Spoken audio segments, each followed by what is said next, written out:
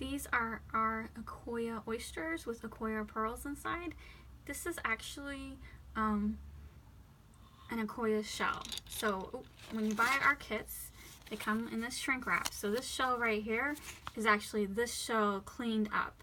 I usually, after I open them and take out the pearl, I usually throw it away. But I thought this would look good in a photo, so my husband cleaned it up. It was just like, took all the gunk out on the inside with a little scrub brush and dried it out, and look how pretty it is. Even like with the cut marks and stuff, it's still a pretty shell.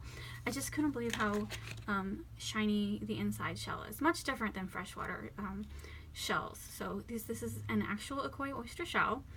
And these are the pearls that come inside. These are examples of the different colors. Like here's a pink, here's a white, here's a gold, here's a blue, here's another pink.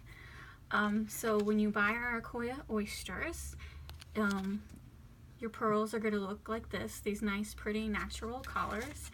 And each of our kits come with a certificate of authenticity, so you know that you're actually getting an Akoya pearl and not a freshwater, because unfortunately China is really bad lately about telling people that they are getting Akoya pearls and they're really not.